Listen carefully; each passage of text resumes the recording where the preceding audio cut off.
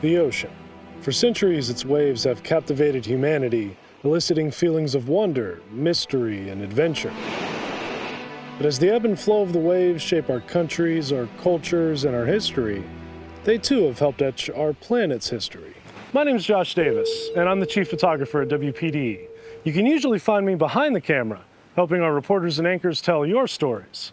But this time, I wanted to look into our state's natural history and find out what we can learn from it. There's no other place in the world like the Carolinas. Within a half-hour walk, you can find yourself in a pine forest, a swamp, something akin to the desert, and even the beach. The natural history of this region has developed over millions of years in very special ways. Where I'm at now is evidence of that. This is Hurl Rocks Park in Myrtle Beach, South Carolina. What you're looking at here is fossilized rock, tens of thousands of years old, hidden just under the sand.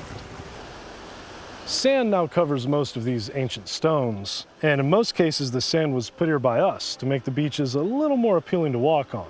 However, if you go back to the late 1700s, that wasn't the case. 1776 was a busy year in American history, but it was also an exciting one for famed naturalist William Bartram.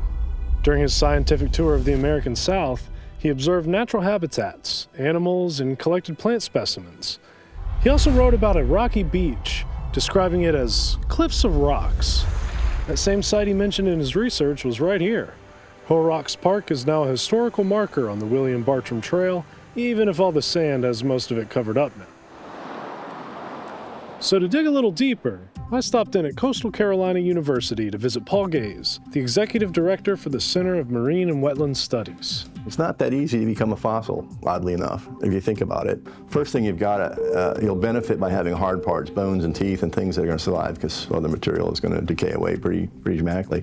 The next issue is it probably needs to be deposited, buried, and removed from the atmosphere. Not all that stuff takes millions and millions of years. And he means that too. These fossil beaches are just around 80,000 years old, which, sure, 80,000 years is a very long time, but in terms of geologic time, it's just a drop in the bucket. If South Carolina's coast was black and rocky 1,000 years ago, what else was different? What about 100,000 years ago? 60 million years ago? This rock bed sent me on a rabbit hole hundreds of millions of years in the making. So stick with me as we explore what we can learn from the ancient history of the Palmetto State.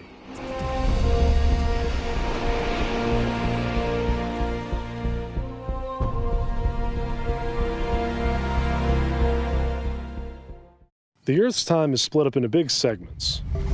Right now we're in the Holocene, which started about 11,000 years ago at the end of the most recent Ice Age.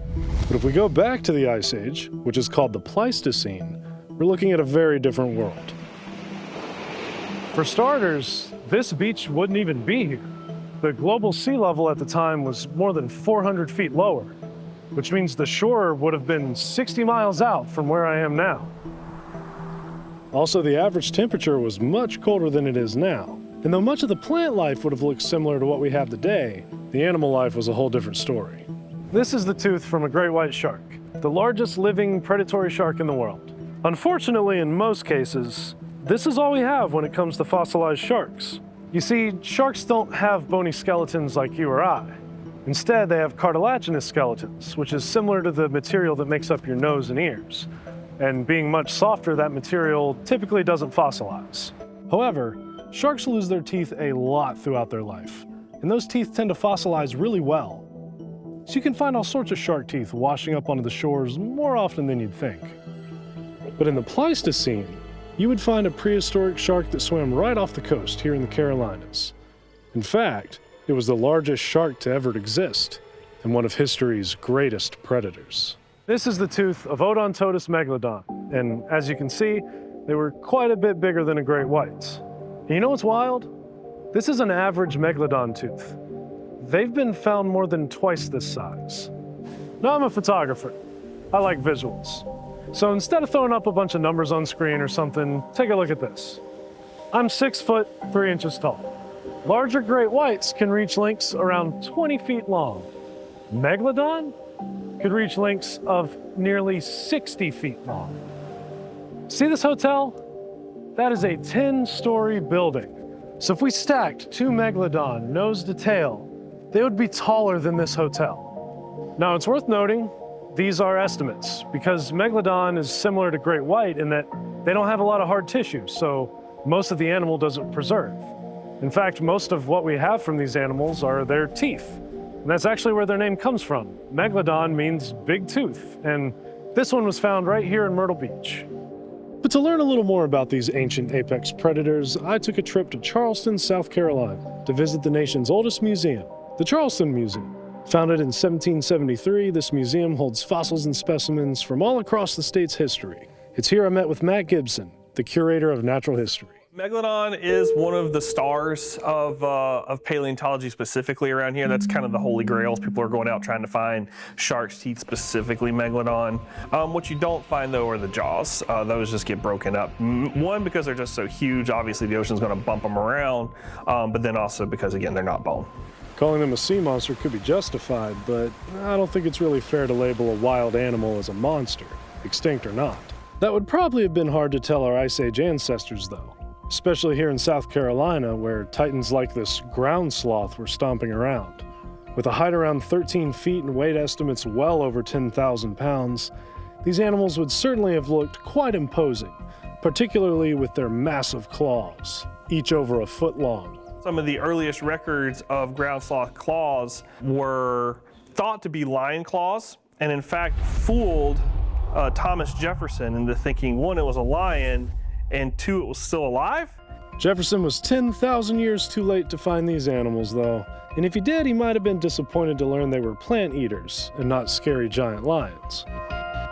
Ground sloths share their range with lots of large animals, from crocodilians more than 18 feet long to familiar-looking bison that grazed our state's grasslands and meadows. From our rivers to our forests and even into our skies.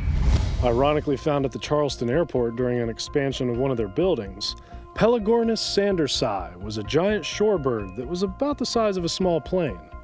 With a wingspan around 24 feet wide, this is the largest flying bird in our world's history that we know about, and it called the shores of South Carolina home.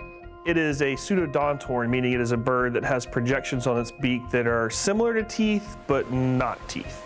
These birds would have lived similar lives to albatross, spending most of their life gliding at sea, using those gnarly-looking false teeth on its beak to scoop up prey right out of the ancient Atlantic.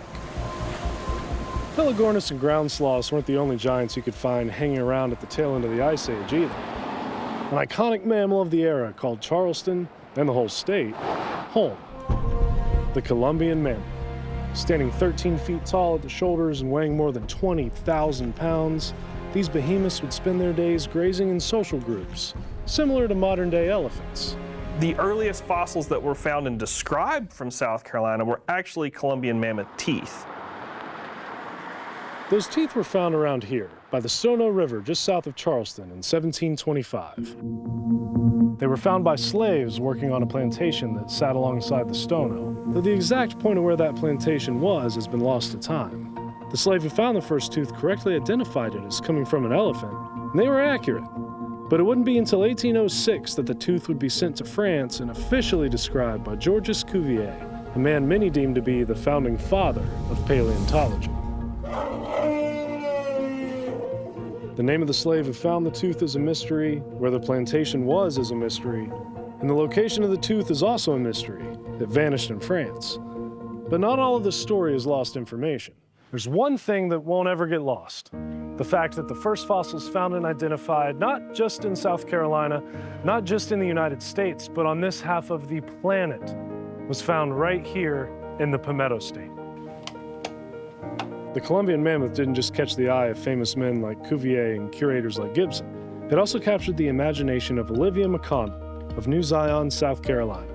Attending Carolina Academy Elementary in Lake City, then 8-year-old McConnell made state history. One day I was eating dinner with my dad at the local Chat and Chew restaurant, and they have place cards for the kids where they show every single one of the state symbols. And I remember asking him, I was pointing out, I said, there's no state fossil. I love fossils, why isn't there a state fossil? So after speaking with her mom about it, and plenty of Googling, she wrote a letter to her local senator. My name's Olivia, I'm 8 years old, and here are 3 reasons why the Columbian mammoth should be the state fossil. And then I did in bullet point order the 3 reasons, and I think they were, that you don't want the history to be lost, and that it's very important to recognize where South Carolina has archaeological findings in that state. I think my last reason was fossils are real cool. On May 27th, 2014, then Governor Nikki Haley signed the bill into law. It was very, very scary, but it was a good opportunity for me. It was a good opportunity to, one, get over a little bit of stage fright and to really get a message out there. No matter how big or how small, everyone can make a difference. Not long after, 8-year-old Olivia became a published author, and they put out the book Can You Dig It? Olivia's Story, covering her journey with the Columbian mammoth and making it the state fossil. I think it's a pretty good representative of the state. They are decently common in the area. You wouldn't expect the mammoth to have inhibited South Carolina or to have left any trace at all. And it was worth noting that our state got the credit it deserved for the discoveries that it pioneered. So mammoth teeth have left a big impact on the state, as have the pseudo-teeth of Pelagornis and the massive teeth of extinct sharks, but there was one tooth that kept coming to my mind that I just had to know more about. Traveling across the state, I made my way to the Campbell Geology Museum at Clemson University. This small museum houses a collection of over 10,000 minerals, rocks, and fossils from South Carolina and across the globe. Seeing as all of this is at Clemson, it seemed like the perfect spot to ask some questions about a tiger, specifically ones that had saber teeth. The largest cat of all time, the Smilodon. There are those that hypothesize they were actually using those large teeth to perform some sort of killing bite. There are others who, and I'm one of them, who don't believe these guys were actually able to open their mouth wide enough. Adam Smith is the curator for the Campbell Museum. For Smilodon, his research has led him to believe that these cats' teeth were more for display, either as a threat or to attract a mate. Smith does have one other theory, though.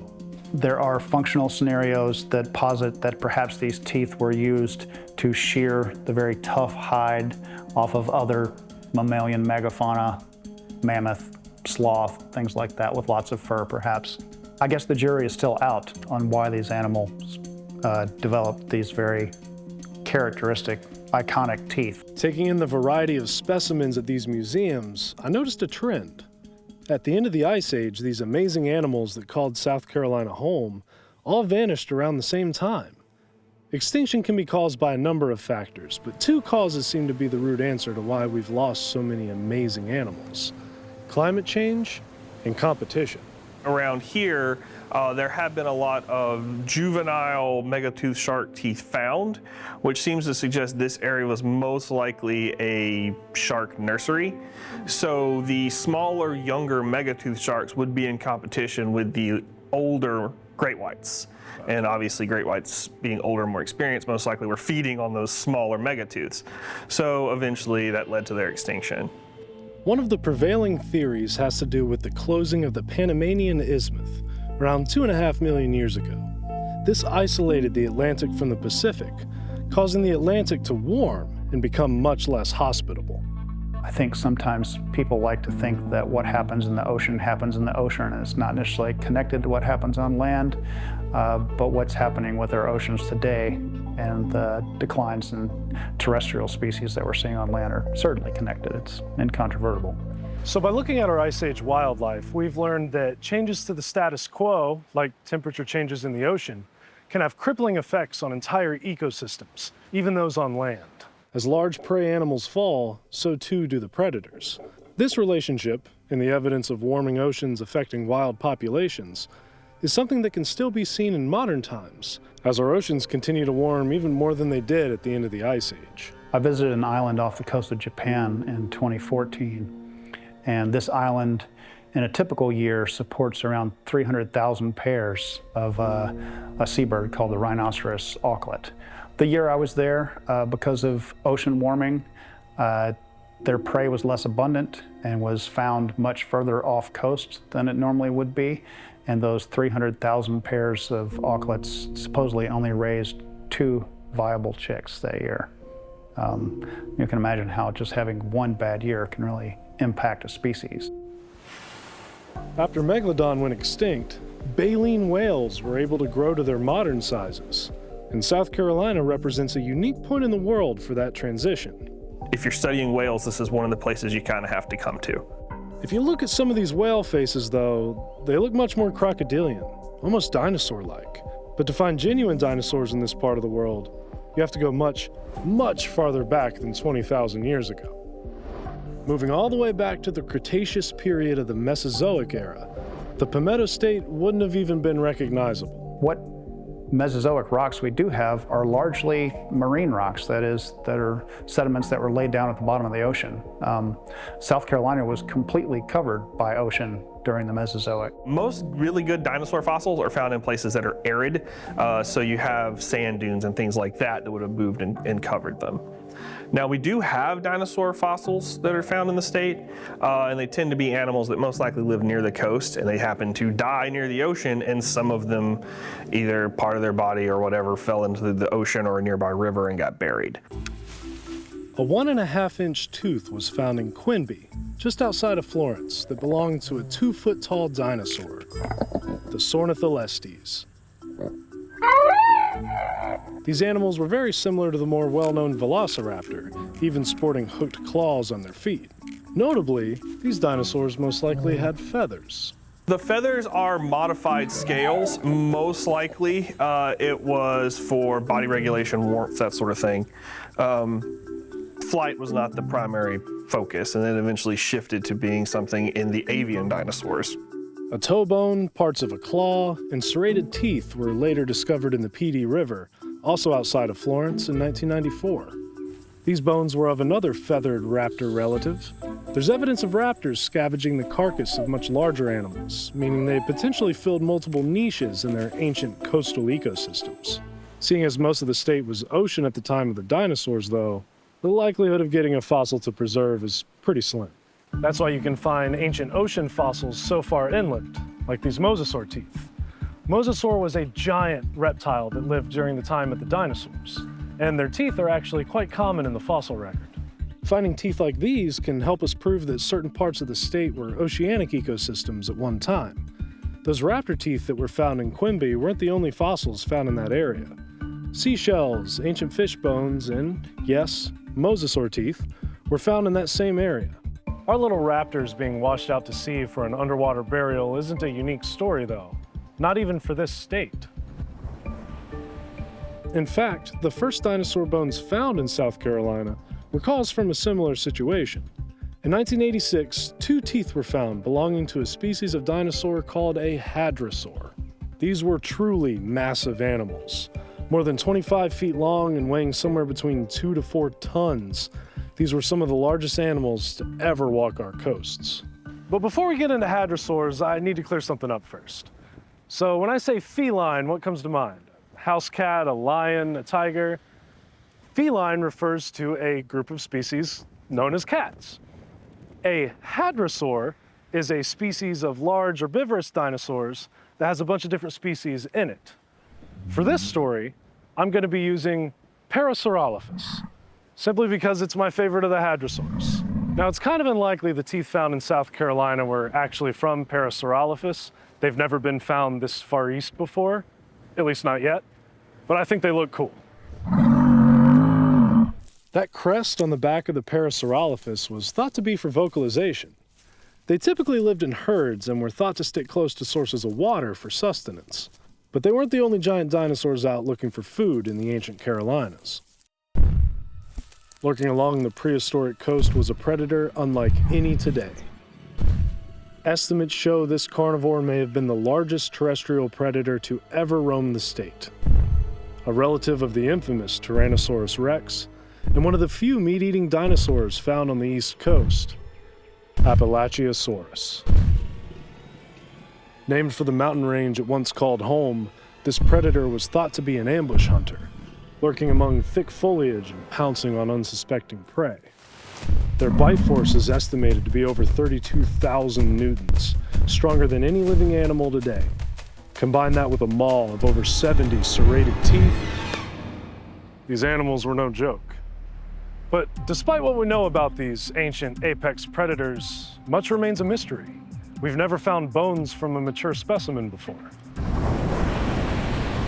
And given that much of this side of the Appalachian Mountains was ocean back in the Cretaceous, it's a pretty slim chance we'll ever find a complete specimen. Appalachiosaurus is actually, or at least a fossil that has been attributed to Appalachiosaurus, it's a toe bone, was one of the first dinosaur fossils actually found in the state. The South Carolina fossils of Appalachiosaurus were found at a quarry site not far from the Darlington baseball field. This tyrannosaur would have had competition with the Palmetto State's ancient crocodilians, and the two apex predators may have even preyed on one another.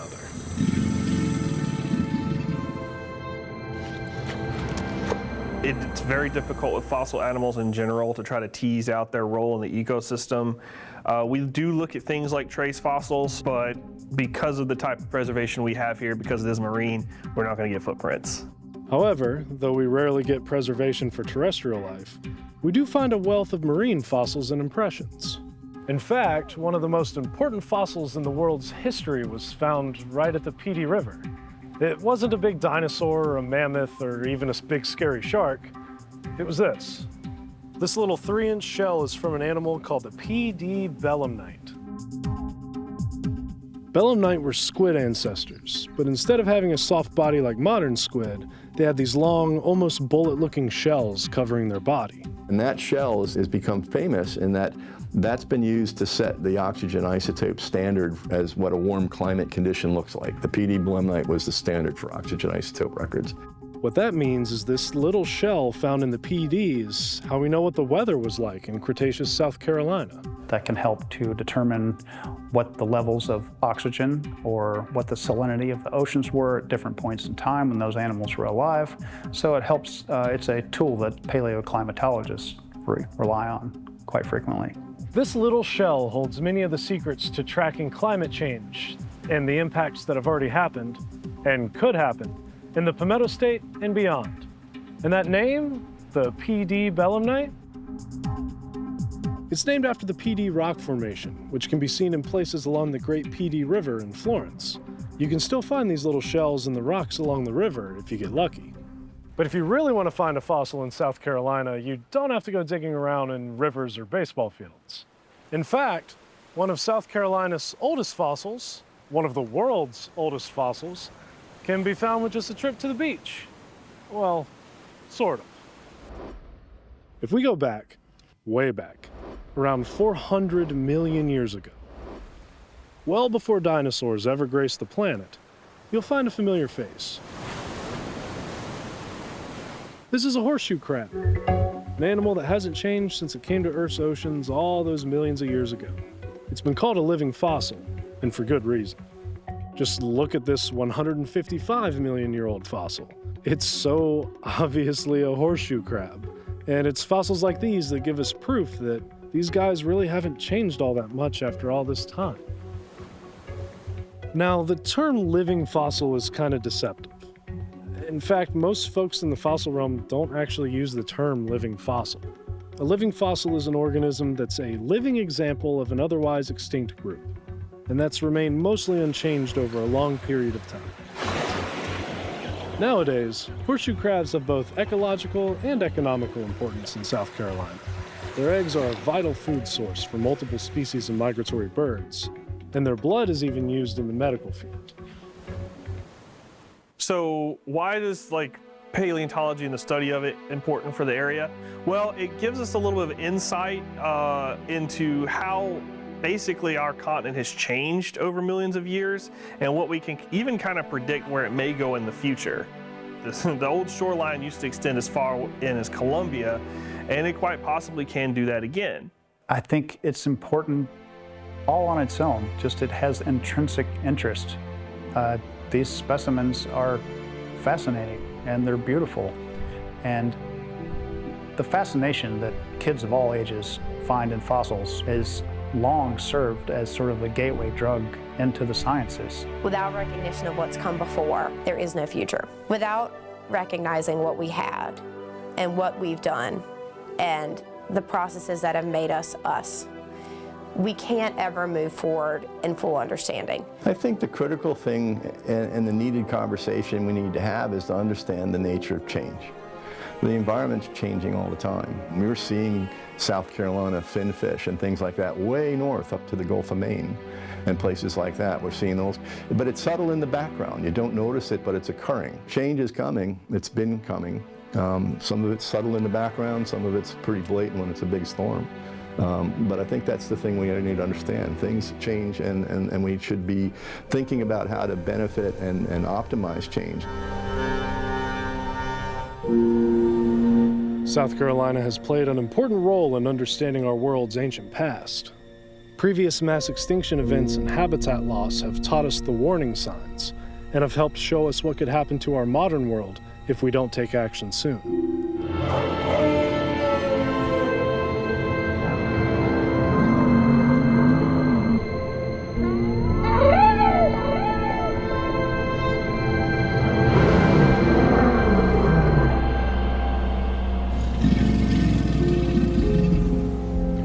The study of paleontology is a field that looks to the past to prepare for the future. Just as the waves of the ocean ebb and flow, the path paleontology has carved to help shape our countries, our cultures, and our history is undeniable. And there's no doubt that it has many more secrets hiding just under the surface.